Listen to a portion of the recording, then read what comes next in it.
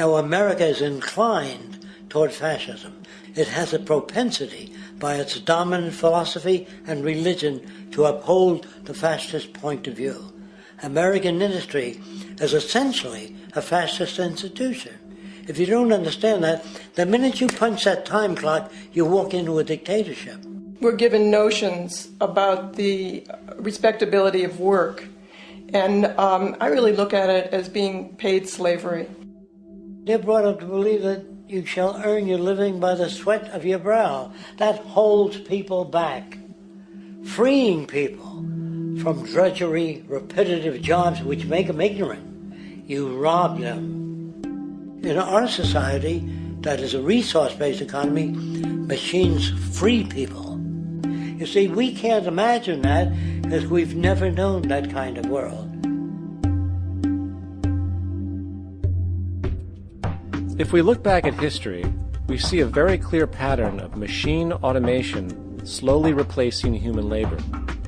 From the disappearance of the elevator man to the near full automation of an automobile production plant, the fact is, as technology grows, the need for humans in the workforce will continually be diminished. This creates a serious clash, which proves the falseness of the monetary-based labor system. For human employment is in direct competition with technological development. Therefore, given the fundamental priority of profit by industry, people through time will be continually laid off and replaced by machine. When industry takes on a machine, instead of shortening the workday, they downsize. You lose your job. So you have a right to fear machines.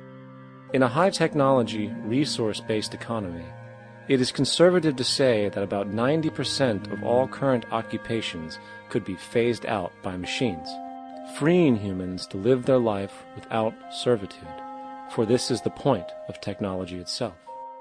And through time, with nanotechnology and other highly advanced forms of science, it is not far-fetched to see how even complex medical procedures could be performed by machines as well, and based on the pattern, with much higher success rates than humans get today. The path is clear, but our monetary-based structure, which requires labor for income, blocks this progress. For humans need jobs in order to survive. The bottom line is that this system must go, or we will never be free, and technology will be constantly paralyzed. When you have machines that clean out sewers, it frees a human being from doing that. So look at machines as extensions of human performance. Furthermore, many occupations today will have simply no basis to exist in a resource-based economy, such as anything associated with the management of money, advertising, along with the legal system itself. For without money, a great majority of the crimes that are committed today would never occur. Virtually all forms of crime are a consequence of the monetary system, either directly or by neuroses inflicted through financial deprivation. Therefore, laws themselves could eventually become extinct. Instead of putting up a sign, drive carefully, slippery when wet, put abrasive in the highway so it's not slippery when wet. And if a person gets in a car, they're drunk, and the car oscillates a great deal, there's a little pendulum that swings up and back, and that'll pull the car over to the side. Not a law solution. Put sonar and radar in automobiles so they can't hit one another. Man-made laws are attempts to deal with occurring problems, and not knowing how to solve them, they make a law. In the United States, the most privatized, capitalist country on the planet, it should come as no surprise that it also has the largest prison population in the world, growing every year. Statistically, most of these people are uneducated and come from poor, deprived societies. And, contrary to propaganda, it is this environmental conditioning which lures them into criminal and violent behavior. However, society looks the other way in regard to this point.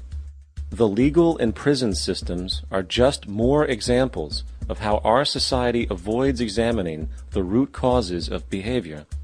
Billions are spent each year on prisons and police, while only a fraction is spent on programs for poverty, which is one of the most fundamental variables responsible for crime to begin with.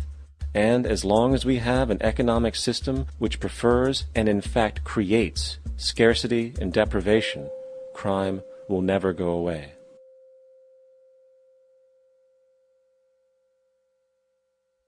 If people have access to the necessities of life without servitude, debt, barter, trade, they behave very differently. You want all these things available without a price tag. Now then, you gotta have a price tag. Well, what'll motivate people? Man gets everything he wants, he just lay around in the sun. This is the myth they perpetuate. People in our culture are trained to believe that the monetary system produces incentive. If they have access to things, why should they want to do anything? They will lose their incentive. That's what you're taught to support the monetary system. When you take money out of the scenario, there would be different incentives, very different incentives. When people have access to the necessities of life, their incentives change. What about the moon and the stars? New incentives arise. If you make a painting that you enjoy, you will enjoy giving it to other people, not selling it.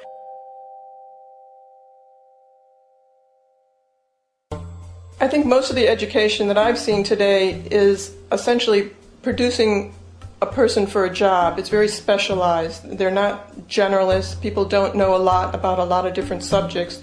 I don't think you could get people to go to war if they knew a lot about a lot of things. I think education is mostly rote, and they're not taught how to solve problems. They're not given the tools, emotionally or within their own field, of how to do critical thinking.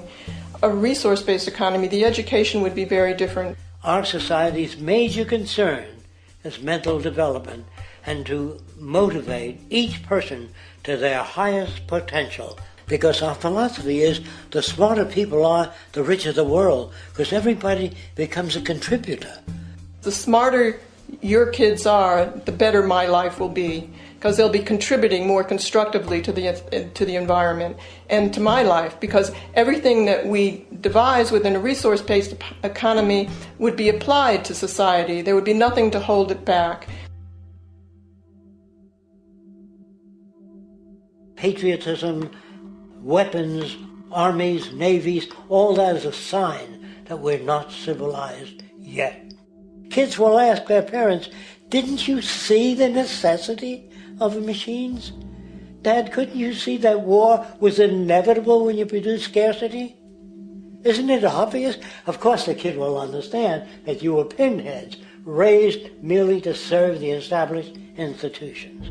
We're such an abominable, sick society that we won't make the history book. They just say that large nations took land from smaller nations, used force and violence. You'll get history talked about as corrupt behavior all the way along until the beginning of the civilized world. That's when all the nations worked together.